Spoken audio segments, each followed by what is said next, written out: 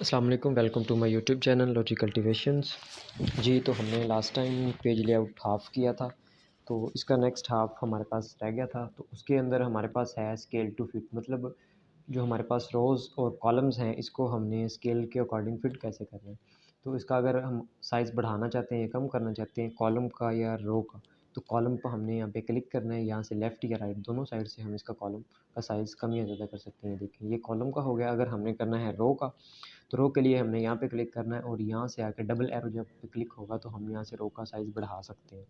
लेकिन इससे ये होगा कि आपके पास ओवरऑल रो का साइज़ बढ़ेगा, नॉट एक मतलब सेल का। ये एक सेल है, ये एक सेल है, ये एक सेल है, तो ये ओवरऑल साइज़ बढ़ेगा। आप कहते हो कि मैंने जस्ट इसका बढ़ाना है, तो आप इसका दूसरा मेथड यूज़ कर सकते हो ऑलरेडी यूज़ करने से पहले ही। तो या तो आप इसको मर्ज कर लोगे या फिर आप कॉलम का साइज़ बढ़ा लोगे रो का साइज़ बढ़ाने से। अच्छा, अगर आपके पास डाटा ज़्यादा है तो आप इसको मतलब उठा के फिट करना चाहते हो उसके अकॉर्डिंग। फॉर एग्ज़ाम्पल, अब ये एक सेल के अंदर मेरे पास डाटा पड़ा है, मैं इसको कॉपी करके कंट्रोल V इसके अंदर पेस्ट कर दिया। अब मैं कहता हूँ कि इसी के अंदर डाटा है, नेक्स्ट आ जाए, ये हाइड ना हो, तो मैं इसे आगे यहाँ से होम से आके रैप टेक्स्ट कर लूँगा। ये देखिए, ये अकॉर्डिंग टू सेल फिट हो गया डाटा ओवरऑल। उसके बाद मेरे पास ऑप्शन आ जाता है ये हाइट विड्थ स्केल, ये इसी का है। ये जस्ट आपने यहाँ से कर लेना है इसकी हाइट या विड्थ सेट अपने अकॉर्डिंग।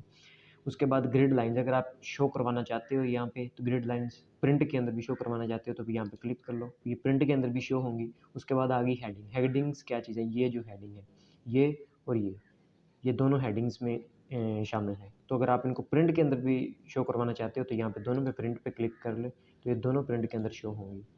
और अगर नहीं करवाना चाहते तो इनको डिसेबल कर दें, मतलब यहाँ पे क्लिक ना करें। उसके बाद ये ऑप्शन किस लिए यूज़ होते हैं? ये जब आप शेप्स यूज़ करते हो यहाँ से आके, मैंने फॉर एग्जांपल एक ये शेप यूज़ कर ली, इसको ब्लैक कलर दे दिया। एक शेप मैं यहाँ से आके और ले लेता हूँ, ये वाली। अब इसको, इसका कलर यही ठीक है। अब मैंने इनको एक को ऊपर रखना है, एक को नीचे रखना है। ये ऑप्शंस देन इनेबल होंगे, देन आपके पास 2 शेप्स होंगी। अब अब ये ब्रिंग टू फ्रंट, इस पे क्लिक करना है, नीचे वाली पे क्लिक कर लिया। इसको, ये नीचे है, अब मैं इसको ऊपर लेके आना है तो इसमें करूँगा ब्रिंग टू फ्रंट। अब इसको मैंने बैक भेजना है तो ये सेकंड वाला option send to back.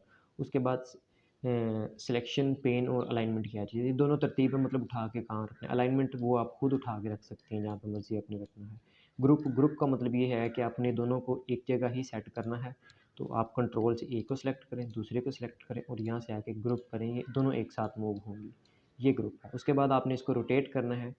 Rotate पे आपने ये देखिए यहाँ 90 एंगल लेफ़्ट, एक है राइट, नीचे है लेफ़्ट, देन वर्टिकल है, देन हॉरिजॉन्टल है। यहाँ से आप आके इसको मूव कर सकते हैं जिस मर्ज़ी एंगल में, जहाँ पे आप अपना करना चाहते हैं।